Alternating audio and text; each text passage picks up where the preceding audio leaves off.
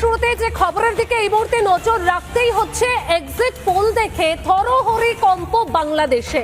বাংলাতে বিজেপি এলে বিপদ বাংলাদেশের, আগাম বিপদের আজ বাংলাদেশের তড়িঘড়ি পাল্টা কৌশলের চেষ্টা বাংলাদেশের। বাংলাদেশ সংসদে বিষয়টি নিয়ে আলোচনা।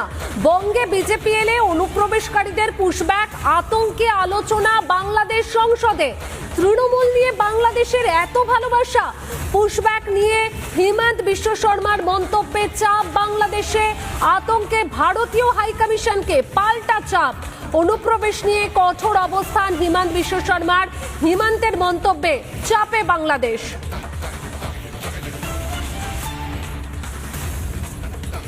আমরা এমন একটা রিজিয়নের আঞ্চলিক একটা অবস্থায়, পৃথিবীর এমন একটা স্থানে আমাদের অবস্থান যেখানে আমরা অনেকগুলো বাস্তবতার সঙ্গে আমরা জড়িয়ে আছি। এই বাংলাদেশে শরণার্থীদের ঢল নামানো হতে পারে সেই ধরনের চক্রান্ত আশেপাশে চলছে। মাননীয় স্পিকার, বিভিন্ন জায়গায় রোহিঙ্গারা অলরেডি চলে এসেছে। আবার আমাদের প্রতিবেশী দেশ থেকে আবার যে মুসলমানদেরকে বের করে দিয়ে আমাদের দেশে শরণার্থী হিসেবে ঢল নামানো হবে না, তার কোনো গ্যারান্টি নেই মাননীয় স্পিকার। এই কারণে আমরা এই বাংলাদেশের যারা মানুষেরা আছি, আমাদেরকে একতাবদ্ধ থাকতে হবে। ডেপুটি এক্সিকিউটিভ এডিটর স্বর্ণালী সরকার আমার সঙ্গে রয়েছে। স্বর্ণালী, চাপটা ঠিক কোথায়? একটা বিষয় তো স্পষ্ট হয়ে যাচ্ছে যে বিজেপি এলে আর যখন তখন সীমান্ত পেরিয়ে ভারতে প্রবেশ করা যাবে না, বাংলায় প্রবেশ করা যাবে না।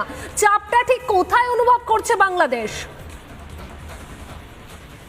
দেখো, যেরকম শুরুতে তুমি যে খবরটা দিলে, অর্থাৎ হিমন্ত বিশ্ব শর্মা সাম্প্রতিক সময় জাতীয় সংবাদ মাধ্যমে একটি সাক্ষাৎকার দেওয়ার সময় তিনি বলেন যে কোনোভাবে অনুপ্রবেশকারীদের রেয়াত করা হয়নি এবং তিনি পুশব্যাকের ক্ষেত্রে খুব কঠোর অবস্থান নেন।